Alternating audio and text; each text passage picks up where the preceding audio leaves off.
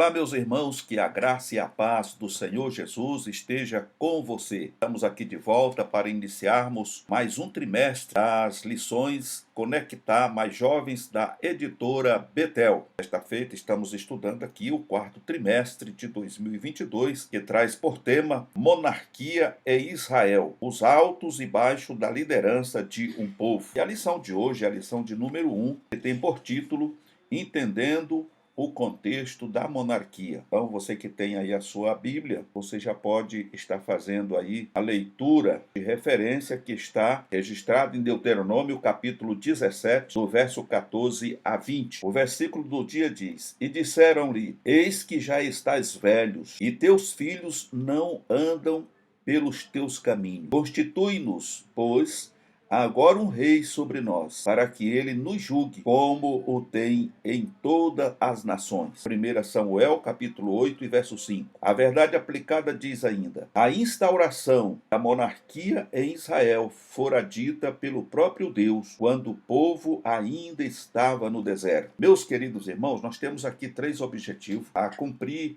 no decorrer desta lição. O primeiro deles é conhecer o que foi a monarquia em Israel. Segundo, compreender o fundo histórico da monarquia. E, em terceiro e último lugar, entender que Deus estabeleceu os deveres de um rei. A nossa oração é para que os governantes venham entender e viver de acordo com as leis estabelecidas pelo próprio Deus. Vamos aqui à introdução. A introdução diz: após um período de grande expansão sobre a liderança de Josué, Israel enfrentou um momento de instabilidade religiosa, passando a ser subjugado por seus inimigos. E Deus, pela sua graça, levantou juízes para libertar seu povo. Depois deste período, a monarquia foi instaurada sobre Israel. Então nós vemos aqui, tá no ponto aqui da introdução, com o falecimento de Josué. Então o povo, eles passaram, aquelas pessoas que,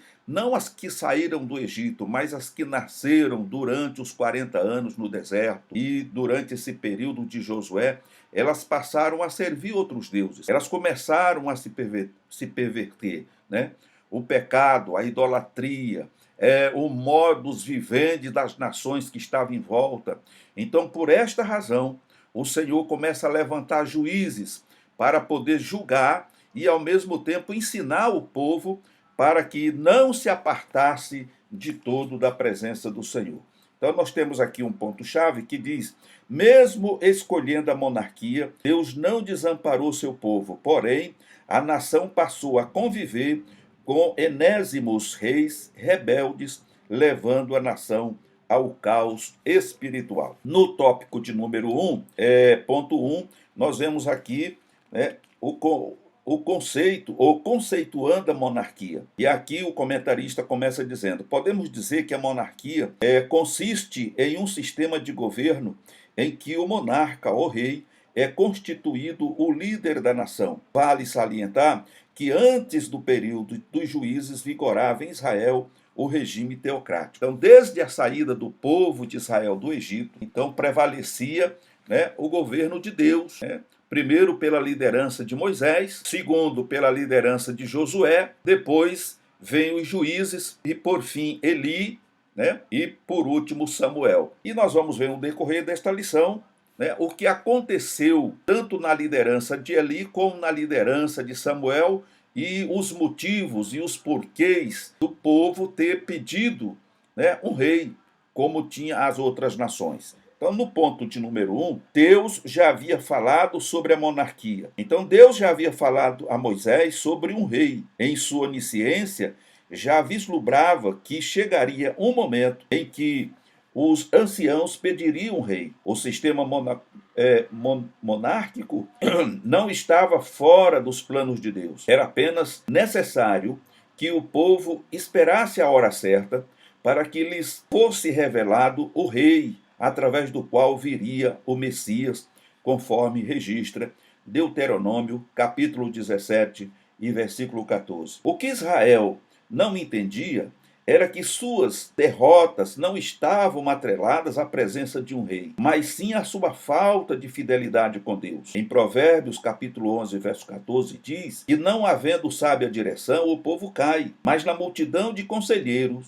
existe segurança. E já havia uma promessa, meus irmãos, e esse rei, pelo que nós vemos nos profetas, ele seria um rei eterno, porque esses reis que o Senhor levantaria, ele daria sequência a uma monarquia permanente, né? E culminaria no reinado do Senhor Jesus Cristo. Mas o que aconteceu com o povo é que eles se precipitaram. Eles, ao se afastar de Deus, a caminhar por caminhos tortuosos, então eles passaram a ter dificuldade. E agora eles achavam que a culpa do sofrimento e das derrotas que eles estavam tendo era por conta de não ter um rei como as outras nações tinham. Então eles precisavam de um líder, de um rei que fosse à frente deles para tomar decisões, para julgar e para guerrear as suas guerras. Então, como vimos aqui no comentário, era a falta de fidelidade com Deus.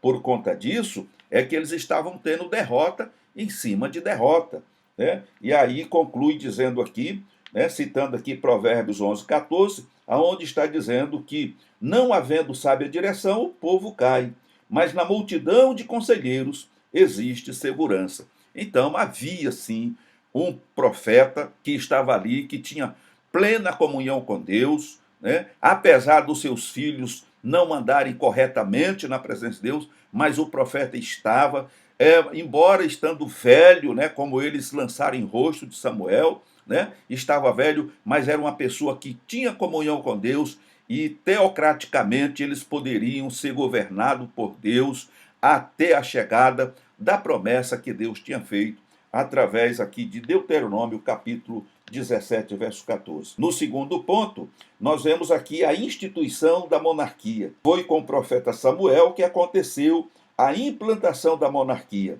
Vale ressaltar que quando Samuel escutou a petição do povo, seu semblante caiu, conforme está registrado em 1 Samuel, capítulo 8, verso 6. Deus o consolou dizendo: este povo não tem rejeitado a ti, antes a mim. 1 Samuel capítulo 8, verso 7. Embora Deus concedesse a monarquia sobre o seu povo, não aprovou a forma como ela veio a se tornar posteriormente. Aquele momento, alvissareiro, logo se tornaria sombrio, com o declínio moral, político e espiritual da nação. E venhamos ter sensibilidade para entender os projetos de Deus em nossa vida e nossos anseios e desejos, freados pela vontade de Deus. Então nós vemos aqui, irmãos, a derrocada de algo que foi feito precipitadamente. Eles pediram rei. Aí Deus olha e vê Saul e levanta Saul. Mas uma coisa é muito bom a gente lembrar: Deus nunca foi apanhado de surpresa, porque Deus,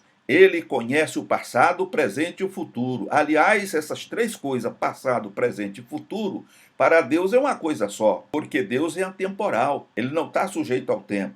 Eu posso projetar alguma coisa para amanhã, mas eu não sei se eu vou conseguir concluir isso amanhã, né? Porque eu não sei nem se aqui vou estar, mas Deus conhecia, né?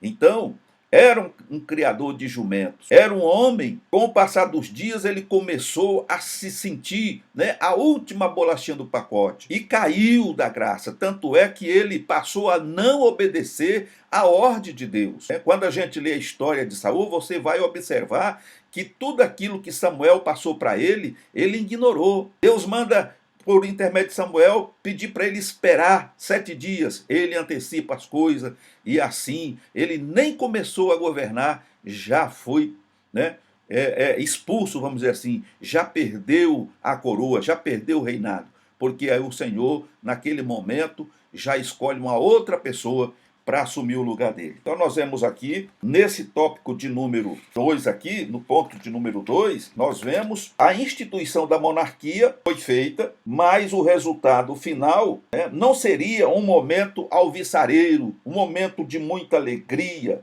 porque logo se tornaria sombrio com o declínio moral, político e espiritual da nação. E aí o conselho é que venhamos ter sensibilidade para entender os projetos de Deus em nossa vida e que nossos anseios e desejos sejam freados pela vontade de Deus. Os nossos projetos, os nossos planos, eles devem ser colocados nas mãos do Senhor e nós precisamos aguardar o tempo de Deus para que tudo o que nós desejamos venha se concretizar ou não.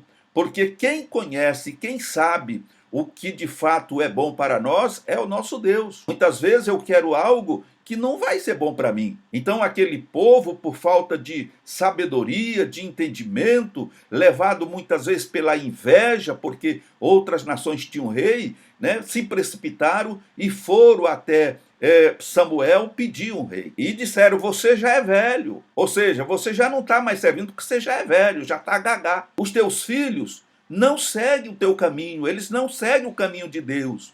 Eles fazem coisas erradas assim como os filhos de Eli também faziam. E isso entristeceu Samuel. Porque Samuel, apesar da idade que tinha, ele estava na presença de Deus. E sabia que Deus lutava as guerras, né, do povo de Israel. Embora o povo andando, né, não servindo ao Senhor integralmente, mas o Senhor estava com o povo como nunca deixou de estar. Mas no momento em que eles pedem esse rei, Samuel se entristece. E Deus fala com ele, olha, não fica triste não, porque eles não estão rejeitando você, eles estão rejeitando a mim, pedindo um rei, e eu vou dar um rei para eles. Mas o resultado eles vão colher depois, o fruto eles vão colher depois. Ok, meus amados irmãos? Que Deus tenha misericórdia de nós. Se escolhemos a Deus no governo de nossas vidas, gozaremos de suas bênçãos, mas se o desprezarmos, estaremos fadados à morte. Então é isso que acontece, né? Quando a gente abandona o Senhor, quando a gente deixa o Senhor de lado e passa a administrar as coisas que nós julgamos corretas para nossas vidas,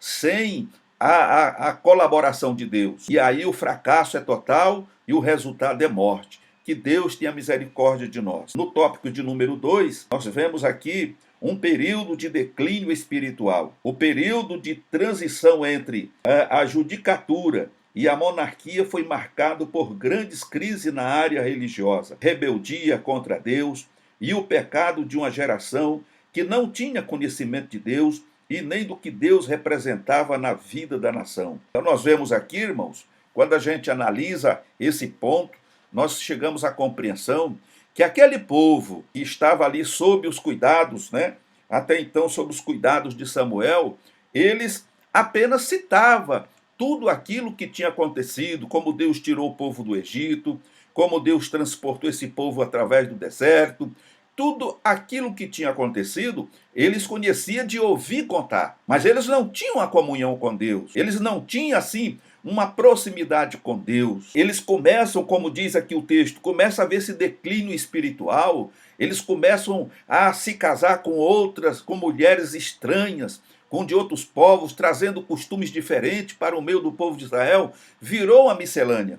Então esse declínio espiritual e moral foi uma coisa terrível, porque essas pessoas conheciam Deus apenas de ouvir falar, ok? Então, nós vemos aqui no tópico 2.1 que eles eram uma geração que não conhecia o Senhor.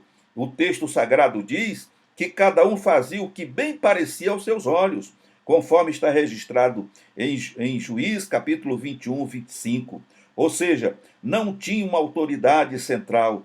Depois de ver sinais e prodígios serem realizados no Egito e viver uma vida de milagres no deserto, o povo de Israel estava vivendo uma vida descompromissada com a lei de Deus. Como se isto não bastasse, a Bíblia diz que levantou uma geração que não conhecia o Senhor, conforme registra Juízes, capítulo 2, verso 10. Neste período, os hebreus casavam-se com mulheres pagãs e adotavam seus costumes, bem como a prática de ritos pagãos. A adoração a Deus estava comprometida e o resultado era a opressão por parte dos inimigos. Então, aqui no livro de Juízes, nós encontramos que aquela geração que saiu do Egito e atravessou o deserto, eles pereceram lá. Foram 40 anos. Então entrou Josué e Calebe, mais aqueles que nasceram lá.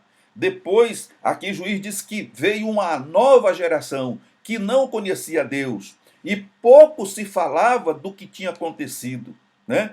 Do que Deus tinha feito, das suas proezas, dos milagres, de como abriu o Mar Vermelho, e quem contava era como se fosse uma historinha de Trancoso. Eu até comparo essas histórias que eles ouviam nessa época do rei Saul, como hoje a gente ouve, né? Às vezes as pessoas falam da volta de Jesus, mas falam de uma forma como se de fato ele nunca fosse voltar, né? Meus avós, meus bisavós foram servos de Deus, meus avós, meus pais, eu estou sendo, e eles, na época do meu bisavô, diziam que Jesus já estava voltando, Jesus breve virá, breve virá, breve virá, meu bisavô morreu, meu avô morreu, meu pai morreu, eu também já estou quase morrendo e Jesus não voltou. Então era mais ou menos isso. E no meio de tudo isso vinha o quê? Vinha, né, o envolvimento com as coisas do mundo, né, os casamentos fora da vontade de Deus, com mulheres pagãs que servia, né, e se curvava diante dos ídolos, e a consequência vinha, porque eles, quanto mais se desviavam da presença de Deus, mais acossado pelo inimigo era, conforme diz o texto aqui, né? A adoração a Deus estava comprometida e o resultado era a operação, né? Ou a opressão, melhor dizendo, por parte dos inimigos. Então, não era questão de um rei. Mesmo com Saul na frente do povo, eles iam para a batalha, tiveram que se esconder algumas vezes, foram derrotados outras, e assim sucessivamente, né? Então, no tópico de número 2.2, nós vemos aqui, por outro lado, a classe sacerdotal também corrompida. Os sacerdotes da época, que se levantaram depois, né, de Samuel, eles também foram corrompidos, a começar por Eli, que era um homem bom, porém a Bíblia diz que seus filhos eram de Belial, ou seja, perversos e não conheciam ao Senhor, conforme 1 Samuel capítulo 2, verso 12.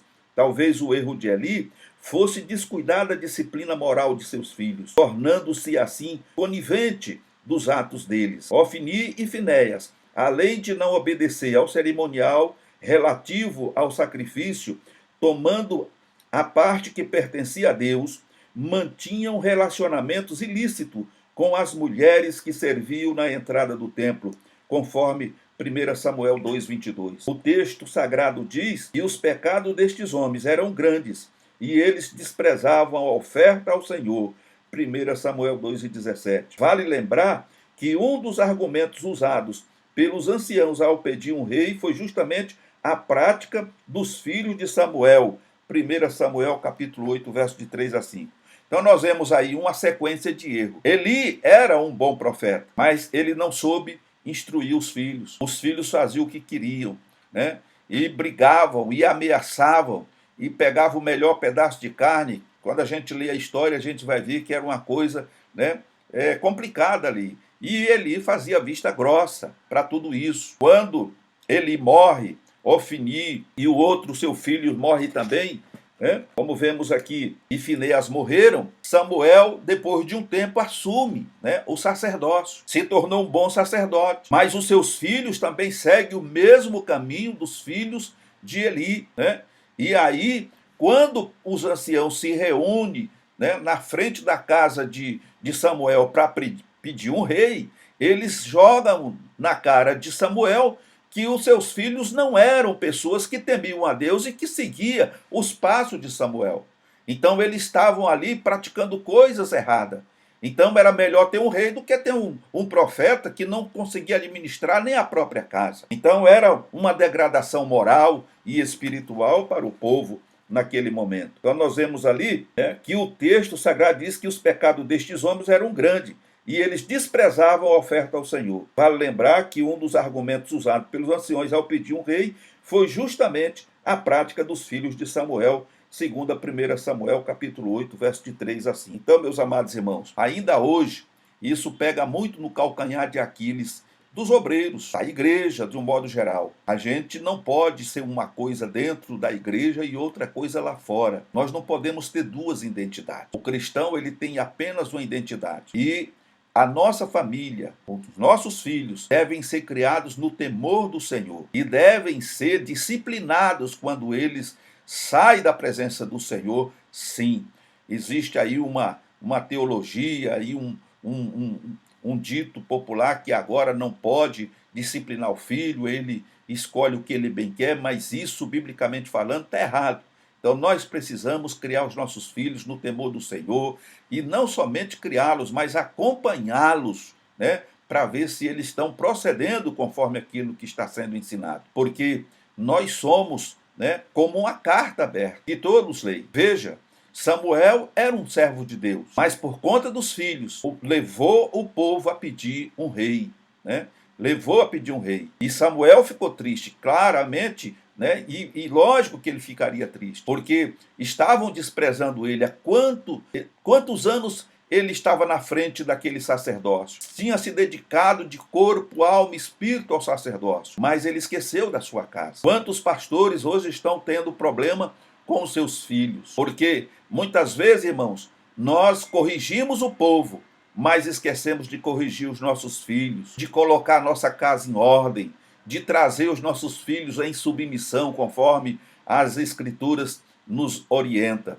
E isso é muito complicado, porque muitas vezes as pessoas se levantam lá no templo e dizem assim: ele exige muito de nós, mas os filhos deles fazem isso e aquilo outro. Será que ele não está vendo isso? Então é preciso termos cuidado, para que nós não venhamos, irmãos, um dia ou outro, alguém chegar e dizer: olha, nós não queremos você mais como pastor, nós queremos um outro pastor, porque o senhor é um servo de Deus, mas os seus filhos não dão testemunho, e o senhor pega muito no nosso pé, você exige muito de nós e não exige nada dos seus filhos. E isso fica parecendo ser aí 2 pesos e 2 medidas. Então nós precisamos vigiar também, para que não venhamos cair nessa transgressão. Ok, meus amados irmãos? O tópico 3 vem dizendo ainda assim: os deveres de um rei. No livro da lei, Deus estabeleceu os direitos que o rei deveria seguir se quisesse ter um reinado próspero. O rei da nação de Israel se diferenciaria pelas diretrizes estabelecidas na lei, tais como o cuidado com as riquezas, caráter pessoal e com a lei de Deus. Então nós vemos aqui que 3 coisas o rei precisava observar. O primeiro aqui pelas diretrizes estabelecidas na lei, tais como, primeiro, o cuidado com as riquezas. Ele não podia ser um camarada que fosse gastar a riqueza da nação assim, à torto e à direito, como algumas pessoas já fizeram, deixar o país na miséria, né? Dependendo de tudo e de todos, e tudo aquilo que foi arrecadado, o rei esbanjou e gastou e não se preocupou em compartilhar, né, com aquilo que era necessário para todos viver tranquilamente. Então a primeira coisa era o cuidado com as riquezas. O segundo, caráter pessoal. O rei precisava zelar pelo seu caráter pessoal, né? Não ser aquela pessoa que promete, mas não cumpre, aquela pessoa que não julga e quando julga, julga por conveniência, tá certo? Então a gente sabe muito bem o que se trata isso. E terceiro, com a lei de Deus. Ele precisava ter a lei de Deus e nela ele precisava meditar todo santo dia, ele precisava ler, se orientar para que ele pudesse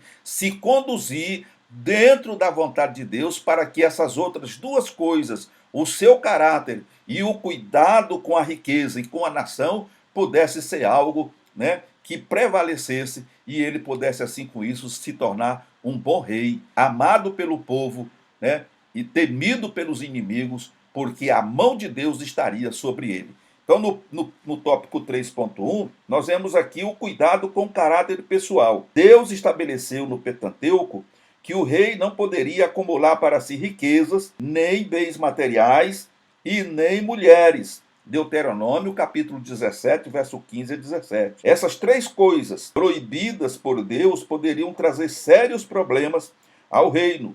Quanto aos cavalos, o rei teria que ter contato com o Egito, que se destacava no preparo de cavalos de guerra. Quanto às mulheres, Deus estava advertindo sobre a possibilidade da inserção de ritos pagãos no que tange às riquezas. O rei poderia se corromper e, consequentemente, cair em declínio moral e espiritual.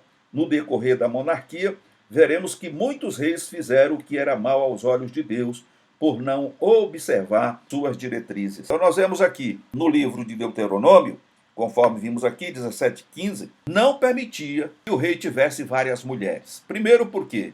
Porque, como aconteceu com Salomão e com outros reis depois dele, ele casou-se e outras ele tomou como concubinas, e essas mulheres vieram de nações, né, pagãs, e trazendo com elas uma bagagem. E isso, no final da vida de Salomão, ele acabou se pervertendo, pecando contra o Senhor. Então Deus aqui adverte ao primeiro rei, que no caso seria Saul, que ele não poderia acumular para si riquezas, nem bens materiais e nem mulheres, porque essas três coisas que estavam sendo proibidas por Deus poderiam trazer sérios problemas ao reino, né? No entanto, ele poderia ter contato com o Egito, adquirir cavalos, porque ali no Egito, naquela época, eles já treinavam cavalos para a guerra, então ele poderia estar negociando, né, comercializando cavalos com o Egito, para poder formar um exército com cavalos bons, cavalos treinados. Mas ele não poderia,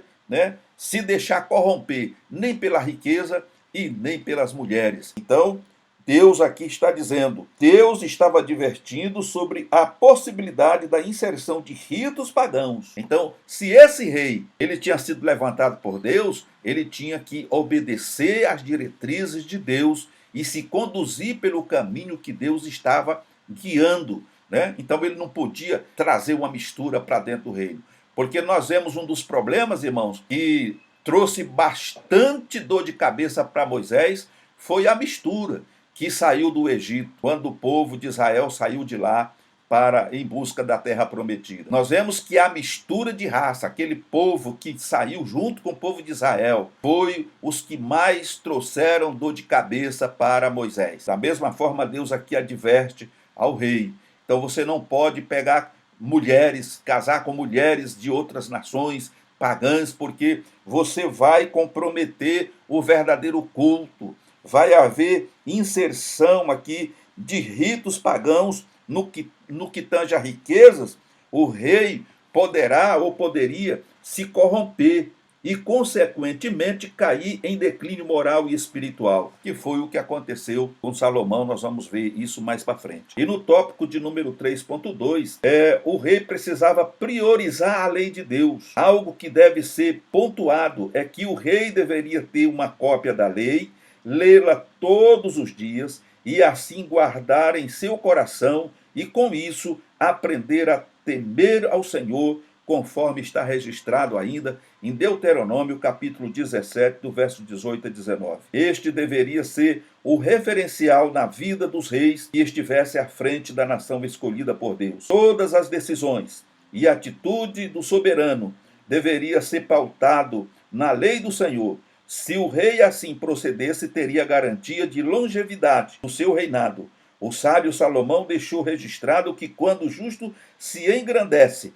o povo se alegra, mas quando o ímpio domina, o povo suspira. Provérbios 29, versículo 2. Se os governantes priorizassem a lei de Deus, teríamos uma sociedade melhor. Então nós vemos aqui que ele tinha que priorizar a lei de Deus, o Pentateuco, né, que existia naquele tempo. E aqui é dito que ele precisava ler todo dia para poder se conduzir por meio do ensino da palavra. E se ele seguisse de maneira correta, né, conforme orientado pelo Senhor, em Deuteronômio, capítulo 17, de 18 a 19, né, o seu reinado teria longevidade, ou seja, ele, além de viver por muitos anos, ele iria governar automaticamente por muitos anos.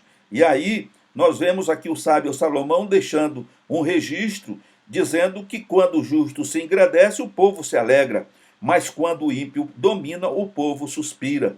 Provérbios 29, verso 2. Então isso, irmãos, é sério, isso é real, isso é verdadeiro, isso é fiel, porque aonde Deus está presente, tudo prospera, tudo é abençoado, tudo tem, né, um caminho certo, uma direção certa, e o inimigo não tem poder para desmanchar, para desmantelar, para vencer, para derrotar. Louvado seja Deus. E aí a conclusão é, se os governantes, falando agora do nosso tempo, priorizasse a lei de Deus, teríamos uma sociedade melhor. E com certeza teríamos sim. mas infelizmente não temos. E aí nós vemos aí os altos e baixos, a fome, as pestes, as misérias, as contendas, as brigas e tantas coisas que têm acontecido, né? Principalmente no nosso país nesses últimos dias, mas isso é porque as pessoas não têm priorizado Deus nas suas vidas, nas suas famílias e principalmente nos governos. Irmãos amados, nós temos aqui a conclusão desta aula e a conclusão vem dizendo: mesmo em período de densas trevas, Deus sempre suscita pessoas que possam fazer a diferença, como o profeta Samuel. Independente de tudo aquilo que Samuel enfrentou, Eli enfrentou, eles foram chamados por Deus, andaram na presença do Senhor. Os filhos não quiseram compromisso, os filhos de Eli e Samuel não quiseram compromisso, mas não resta nenhuma dúvida de que eles foram homens de Deus que trilharam os caminhos do Senhor e que fizeram aquilo que Deus os comissionou a fazer. E nós, como servo do Senhor, temos que nos manter firmes. No entanto, com essa orientação, com os nossos olhos voltados, né, para os nossos familiares, para que venhamos conduzi-los pelo caminho certo, ensinando, né, direcionando, orando por eles, para que eles possam crescer no temor do Senhor, da sua palavra, e possa também produzir frutos para o reino dos céus. Essa lição de jovens, ela é importante. Por quê? Porque muitos jovens, com certeza, estão pensando em se casar, já estão namorando, já estão noivos, e com certeza vão constituir família. Então, isso aqui já é uma base que você pode, com certeza, adotar para a sua vida. Quando os seus filhos chegar, você já vai ter uma noção de como conduzi-los para que eles andem, né, nos passos de nosso Senhor Jesus Cristo, não se desviando nem para a direita e nem para a esquerda. Ok, meus amados irmãos? Que Deus em Cristo vos abençoe, que Deus possa nos dar uma oportunidade de estar novamente numa outra oportunidade. Quero pedir para você que ainda não se inscreveu no canal, que se inscreva no canal, ative o sino de notificação e outro que você dê o seu like. Esse like, irmão, ele é importante, sabe por quê? Porque quanto mais pessoas visualizar essas publicações aqui, essas aulas, o YouTube tem como mandar para outras pessoas. Então, quanto mais pessoas deixar o seu like, mais o YouTube vai divulgar esse trabalho e assim nós poderemos alcançar mais pessoas neste Brasil de Deus. Ok, meus amados irmãos? Fiquem todos na paz do Senhor e até uma próxima oportunidade, se assim Ele nos permitir.